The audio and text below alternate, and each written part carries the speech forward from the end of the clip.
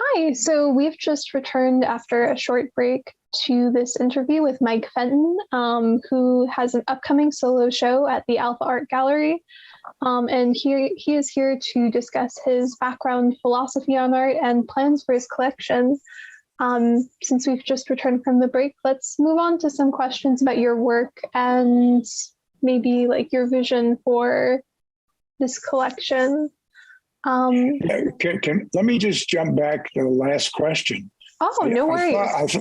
I thought of something about art as a career. Yeah. My wife was a French teacher, and she had a student years ago, a young man who went to art school. He always wanted to be an artist, and he studied in, among other places, New York City. He today is a major league set designer on Broadway and on for television. But he started out painting. And he painted even in high school. He was very active as a painter, and he wanted to be a painter. And in college, he did the same thing up until somewhere around his senior year, and he got some kind of opportunity to work in set design. And that's where he really blossomed. His art was back then anyway, was kind of abstract and, difficult for me to relate to. But that's the kind of thing that you can do as a career in art. Set design is amazing stuff. I mean, I've seen some of the stuff he's done, and what you can do on the stage is really fantastic. So there are so many ways now that you can use art. I talked before, I had a teacher that, a guidance counselor said commercial art. Back in those days, nobody knew anything about art. You didn't have all this internet. People who makes a living painting pictures. I mean, that's kind of what it was. And commercial art to me back then was being a sign painter. Or you could make comic books. I mean, what's commercial art, But now there's just so many different opportunities. So you don't have to be a painter. Look at all the animation stuff that's going on. And I would imagine probably the majority of young people who are doing art or doing stuff on the computer. Yeah. And I mean, I've played around with that. I don't get any enjoyment out of doing it on a computer. But I know how to do it, but it's just no fun for me. But that's where the future is in terms of real art. So, art, if I was doing it all over again, I would be in art, but I'm not sure exactly what. I like what art therapists do. I have another friend who's out in Colorado who started out in, I'll say it was closer to theater art, but making industrial videos and stuff like that. But she had some health problems, and somebody suggested she talk to me about art therapy. And after talking, and I put her in touch with some people I knew, she quit her job. She was making six figures. She was in her 20s. She quit that job, became a bartender, and worked in the cheese department at Whole Foods, studied art, and got her master's in psychology. And today she's out in Colorado, and she's doing crisis therapy and first responder stuff using both her psychology and her art background. So, there are all these new ways to use art, from being a historian to being a curator to being a therapist to doing all this stuff in entertainment and education. So yeah, there's a lot of opportunities in art. And if I were doing it all over again, I would be in that direction. I would not be sitting in meetings in the corporate environment, making myself crazy. So anyway, you can move on to the next one. Yeah. A fantastic insight. And I think there's even in the realm of animation, it's becoming popular to try and animate like classic paintings, try to incorporate movement into those works. And so there are these like meetings of traditional fine art and sort of computerized sort of that kind of like I've taken some of my paintings and put them on artificial intelligence so that they move. It's unpredictable what happens, but yeah, it's a fascinating field. Yeah, absolutely. So growing. Yeah, that's a really great point. And I noticed you say if you could do it again, you would work in an art adjacent field. But do you think there are ways that your background and your history of like your work and career experiences, your education does sort of inform and influence your like the collection you'll be showing at Alpha Art and also your work as a whole? I don't know. If it is, it's subtle and unconscious. I don't think. My education was in business. I studied accounting. God help me, and I never liked it. I worked for one of the biggest accounting firms in the world when I got out of college, and I couldn't wait to go into the Army just to get away from it. Okay, and I never went back to it. I passed half of my CPA exam, couldn't take the other half because they had to wait 3 years to do that. Didn't want to have anything to do with it. Went into the Army and didn't know what I was going to do when I got out.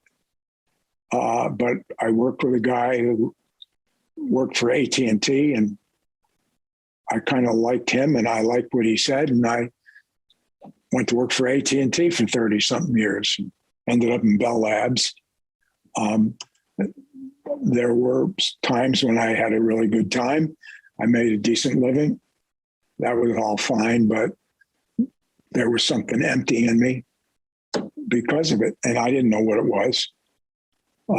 So, for me, it would be art. So there's really nothing in my upbringing, nothing in my education, nothing in my work experience that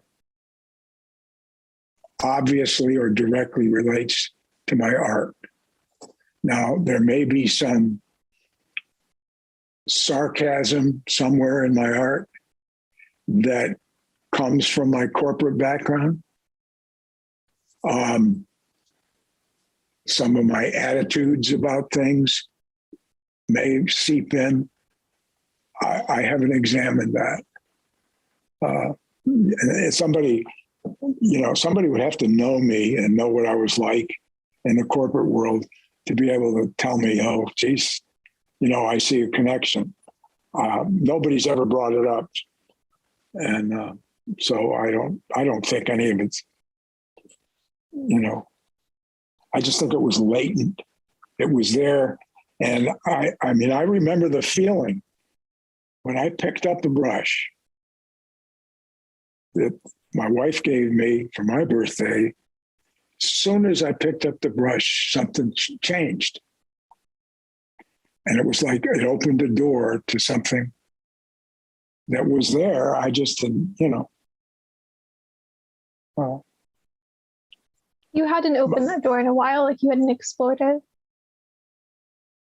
I'm sorry? Oh, I said you hadn't opened that like metaphorical door in a while. Like you hadn't explored it. I had peeked inside a few times. Like, I every once in a while, I would, I had some acrylic paints laying around, and I would just dabble. And I remember one time I painted a portrait of a guy I worked with. He was retiring, so I painted his portrait, and he loved it. And I can't imagine what it was like back then, but he loved it. And a woman I worked with said, "Oh, would you paint a picture for me for my kid's room?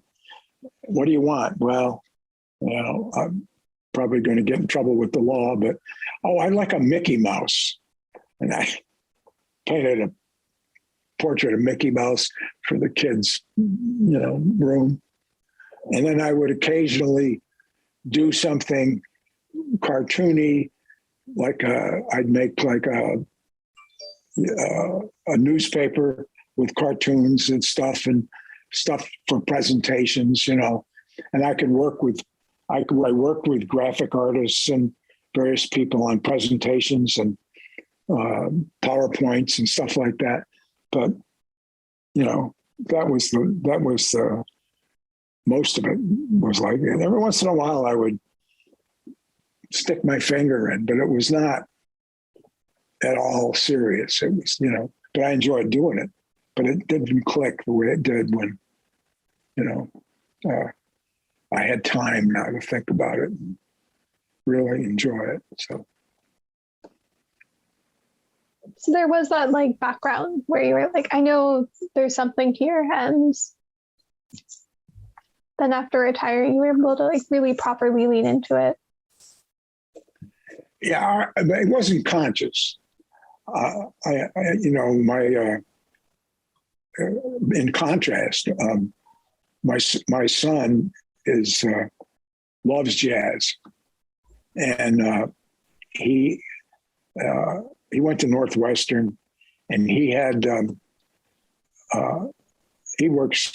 He's in communications, but he has a jazz show, and on an FM station in the Chicago area, and on Sundays, and he loves doing jazz, DJ, all that kind of stuff. And, his current dream is to, at some point, retire and do that kind of thing full time. And whether he will or not, I don't know, but he thinks about that kind of stuff. I didn't. I just would think about retirement. And I'd say, as long as I don't have to sit in meetings anymore, I'll be happy. That was my biggest. I hated these endless meetings. It's like nothing ever got done. People would sit in meetings hour after hour. It was awful, especially, and as time went on, it got worse and worse. But I didn't think about art. Maybe if I'd have been painting back then, sitting in the meetings wouldn't have bothered me so much.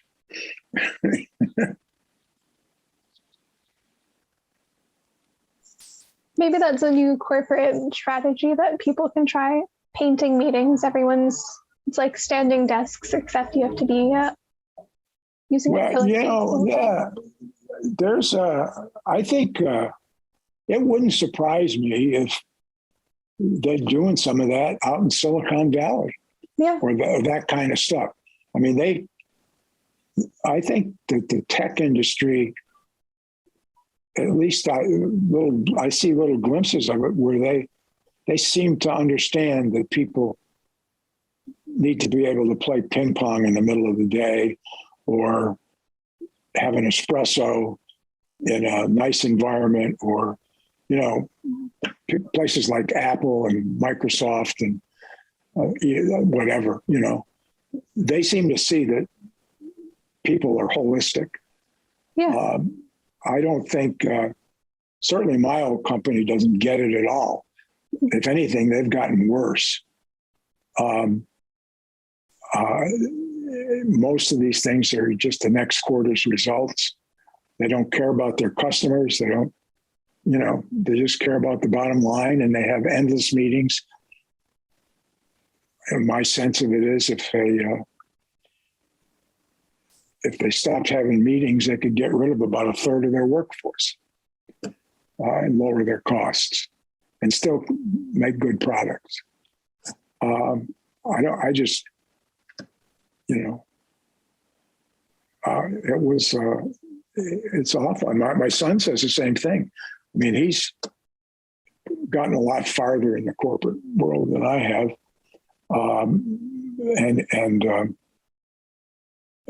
But he sees the same thing I do. It's just endless talk, you know. And not only that, but his company is owned by a foreign firm that has a totally different style of operating than Americans do. So they're very rigid, and you know. But Silicon Valley seems to get it in a lot of places.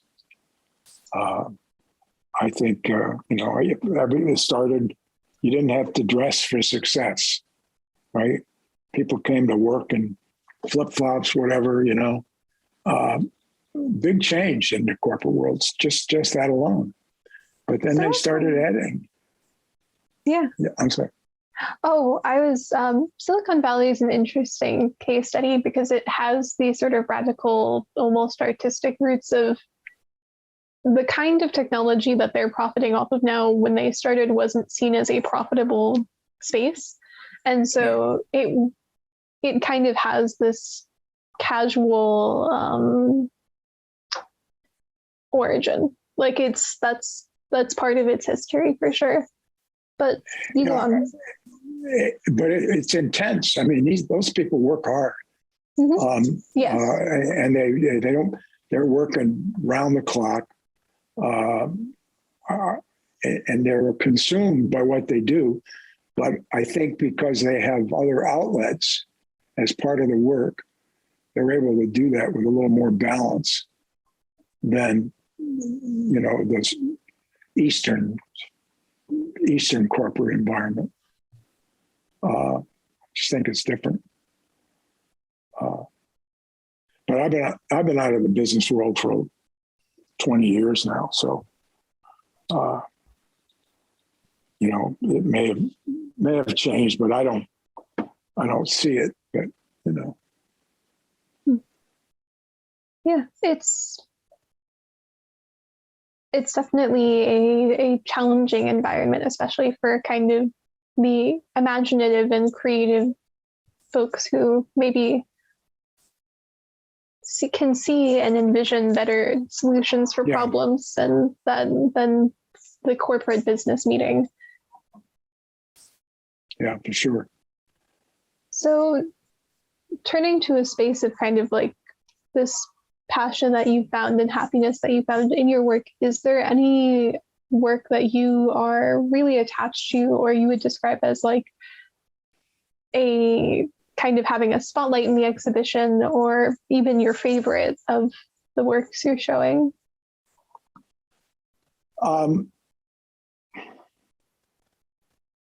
It's a yes and no answer, I think.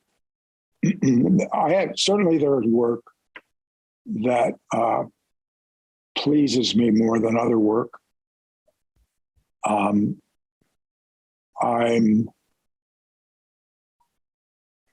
I'll put something away in storage and take it out, and it'll be like seeing something for the first time. Um, I, I think anything that I've done, I would, if somebody wanted to buy it, I would sell it. Certainly, some of them would be hard for me to, there's an emotional attachment, but,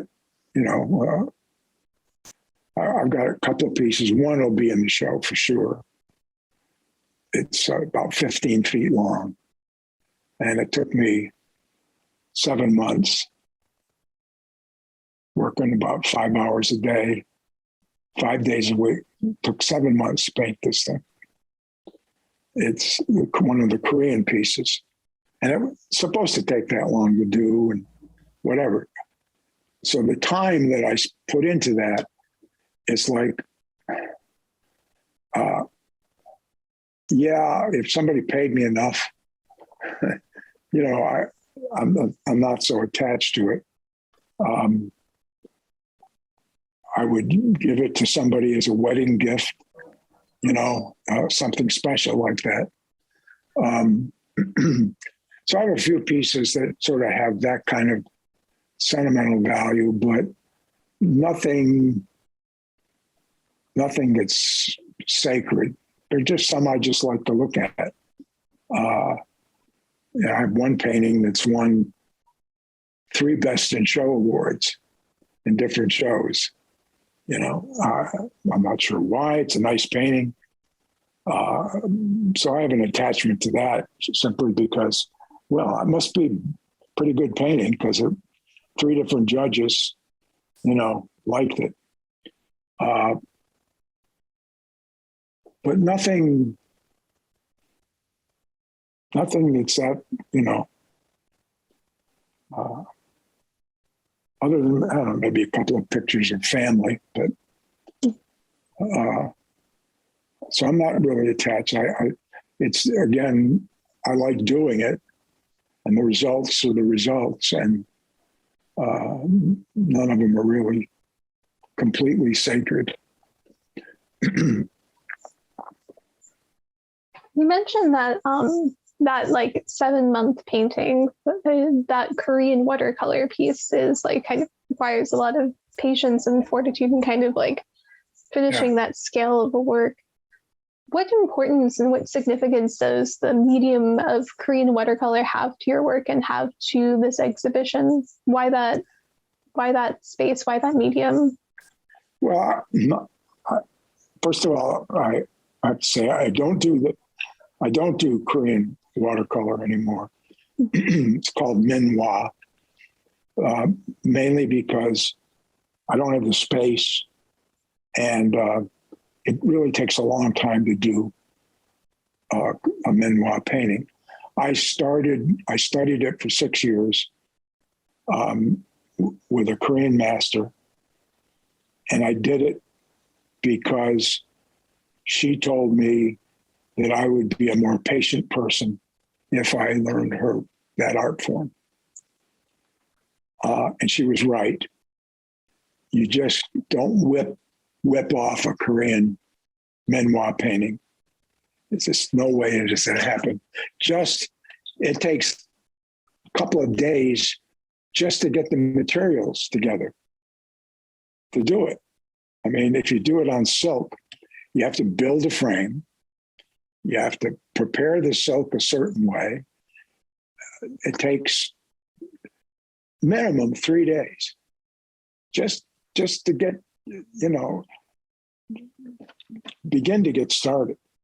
And then you do layer upon layer of paint, and it's all done with little dots of paint that blend into each other. And the paint itself is kind of like gouache in terms of consistency, but it lasts longer. Gouache will fade in the sunlight pretty quickly. The Korean stuff isn't like that. It has a glue in it, but you just have to, and then you work in panels for a lot of it. The one I'll probably show is 8 panels.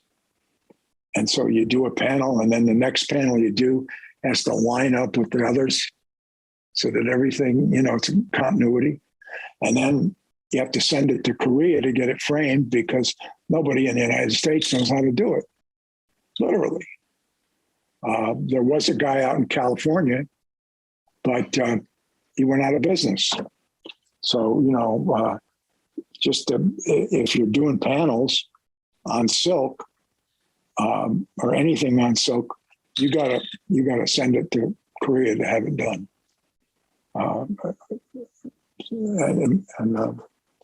So I have 2 large ones that I did. The other one took months to do.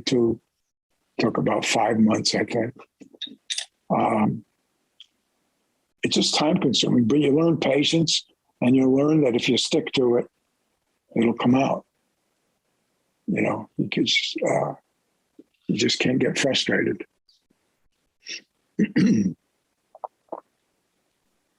It's wonderful that you're kind of like promoting or have taken the time to work in this really challenging but historical and cultural, like deeply culturally rooted art form, and that's sort of becoming more obscure as we kind of move into the future. But yeah, it's still so remarkable and so important that you're doing that work. Yeah, I love the art form. We thought there would be a resurgence, but I don't think there is. It's a historical art form rooted in Korea. I don't think they do any of it in North Korea, but so it's South Korean, and it's very, very few people do it. And most of the old work that was painted was destroyed during the war through the Japanese occupation. But there are some practitioners who still do it, but you don't see it for sale. It's very, there's a lot out there, but it's just not, it doesn't have a level of popularity anymore. I like it because I can look at it over and over again and see different things in the painting. And it's peaceful, and it's positive. There's no negativity whatsoever in the Minhwa art. It's all folk tales and humor. And if you compare it to European art, which has this whole period of time where everything was about crucifixion and martyrism and all the horrible stuff of the Middle Ages and the Bible. That's the root of all the Western art out there. The Minhwa art doesn't have any of that. It's all fairy tales and it's even, I had mentioned in an earlier conversation with you, there's art for women and art for men in Minhwa. The men's art, they won't kill an animal and hang a skin. They'll paint a tiger skin on silk, and that'll be hanging in the man's study. But they would never kill a tiger and hang his skin. It's that kind of positive stuff. And there are all these folk tales, the tiger and the mockingbird, and the 100 children, and it's more positive, and there's humor. The woman that taught me used to laugh by this painting, and it has deer and turtles and all these things, and she would laugh. She would tell me that my turtles were too young, that they should be older. And I said, how can you tell? And she said, "You have too much chi," and then she would say, my deer look like American deer. They don't look like Korean deer. And I'd look at them and they look like everybody else's Korean deer, but she could see a difference, So those things are fun, There are fruits that you paint that have double meaning. There are peaches, you paint a peach, but the peach is also representative of a part of the female anatomy, because it's about having many children and healthy children. So there are all these little layers of stuff, And I didn't know any of that as I'm doing it, but it's there, It's just part of it. Hi. That's so wonderful that you can kind of create such joyful art that's sort of distanced from maybe the more solemn kind of stories that you normally hear around artists. Is there anything that you want viewers to feel or take away when they look at your work? Do you want them to kind of experience this joy? I don't know. I would say if they have any kind of feeling or emotion or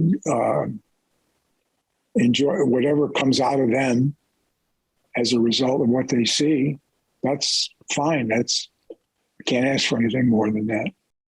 I don't expect anybody to jump up and down, but if it brings some kind of enjoyment on any level, or even creates an argument, then it's fine. As long as it creates something, that's the goal. As long as there's a reaction. If you just walk by and go, then I failed, and I'm sure with some people that'll be the case, but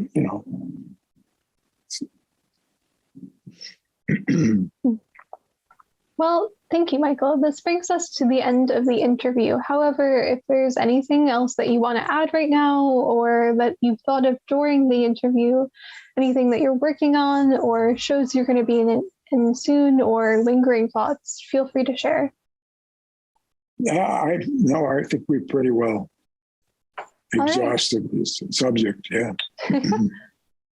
Well, once again, Michael, thank you so much for speaking with us all today and sharing insight into your creations. Everybody, this is Mike Fenton, and thank you.